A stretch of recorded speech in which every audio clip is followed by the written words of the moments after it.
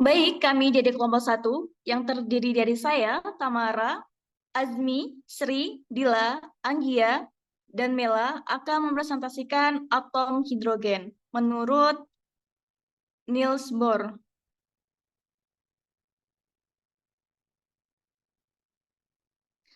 Atom Bohr dalam fisika yaitu adalah model atom yang diperkenalkan oleh Niels Bohr pada tahun 1913. Model ini menggambarkan atom sebagai sebuah inti kecil bermuatan positif yang dikelilingi oleh elektron yang bergerak dalam orbit sirkuler mengelilingi inti. Selanjutnya, konsep atom Bohr itu ada 3. Yang pertama, elektron mengorbiti inti dalam jalur tertentu. Yang kedua, elektron berpindah dari lintasan stasioner. Yang ketiga, terjadi transisi elektron timbul serapan atau pancaran. Selanjutnya, presentator kedua.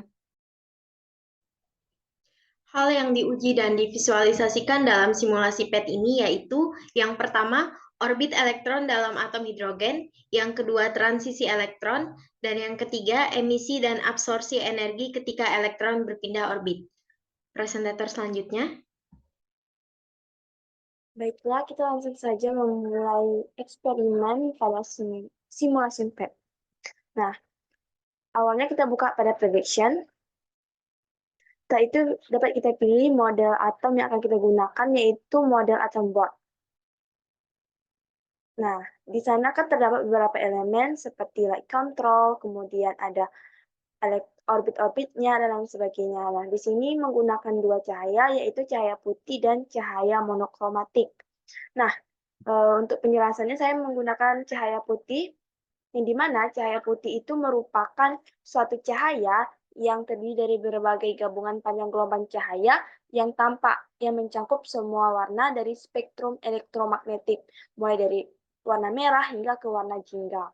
Nah, tujuan dari percobaan ini adalah untuk menyesuaikan konsep dari atom Bohr dengan percobaan. Nah, seperti yang kita tahu bahwa konsep dari atom Bohr itu adalah ketika elektron berpindah dari lintasan stasioner yang lebih rendah ke yang lebih tinggi, maka elektron itu akan menyerap cahaya. Nah, begitupun sebaliknya ketika elektron itu berpindah dari lintasan yang tinggi ke yang rendah, maka dia akan membebaskan cahaya. Nah, langsung saja kita hidupkan light control-nya. Nah, di sana akan muncul berbagai macam warna pada cahaya. Dapat kita lihat pada awalnya itu elektron itu berada pada orbit yang dekat dengan inti atom. Kemudian ketika cahaya itu melewati elektron, nah elektron itu akan diserap. Kemudian elektron itu akan berpindah ke orbit yang lebih tinggi. Kemudian ketika cahaya itu lewat lagi, elektron yang semula berada pada orbit yang tinggi akan berpindah lagi ke orbit yang lebih rendah, sehingga dia melepaskan cahaya. Dapat kita simpulkan bahwa percobaan yang kita lakukan ini sudah berhasil atau sesuai dengan konsep yang ada pada atom Bohr. Dimana ketika elektron itu menjauh dari proton, dia akan menyerap cahaya, dan ketika elektron itu mendekati proton, dia akan memancarkan cahaya. Nah, kemudian penjelasan mengenai cahaya monokromatik akan disampaikan oleh presentator selanjutnya. Baik, saya akan menjelaskan mengenai cahaya monokromatik. Nah, sebelumnya kita ketahui bahwa cahaya monokromatik itu hanya memiliki satu panjang gelombang tertentu, yaitu satu warna. Kemudian, cahaya monokromatik ini juga memiliki satu panjang gelombang, yaitu satu energi foton.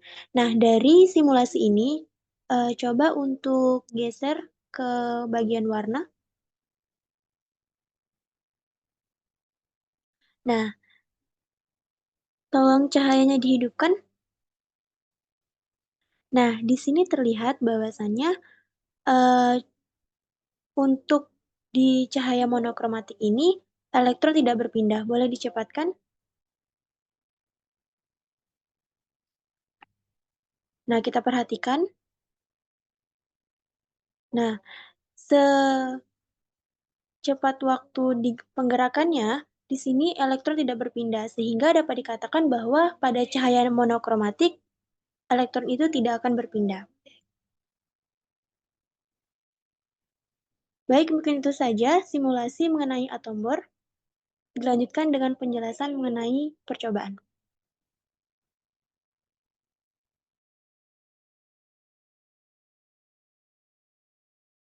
Baik, selanjutnya itu saya akan menjelaskan tentang elemen-elemen dalam simulasi PET teori atom board.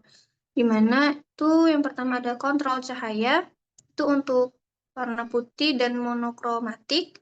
Selanjutnya ada spektrometer, ada orbit elektron yang dimana nilai N-nya itu 1, 2, dan 3. Selanjutnya itu untuk elektron, itu dia berwarna ungu, proton merah, sedangkan neutron itu putih. Selanjutnya.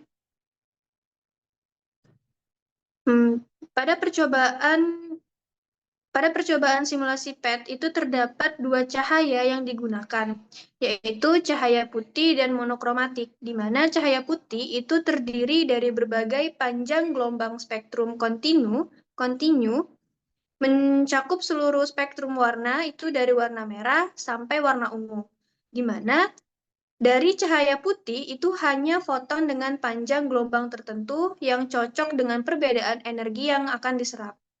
Selanjutnya itu ada cahaya monokromatik, di mana cahaya ini hanya memiliki satu panjang gelombang tertentu, yaitu hanya satu warna saja. Jadi, spektrum emisi yang dihasilkan itu sangat sederhana, tergantung pada panjang gelombang cahaya monokromatik yang akan digunakan. Baik, saya serahkan ke presentator selanjutnya.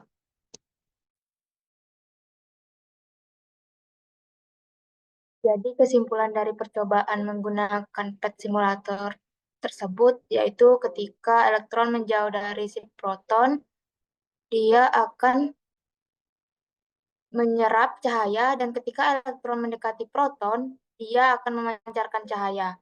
Hal ini sesuai dengan konsep yang terdapat pada atom board, yang dimana jika elektron berpindah akan menyerap cahaya, dan jika elektron berpindah dari lintasan stasioner yang lebih tinggi ke yang rendah, maka akan membebaskan cahaya.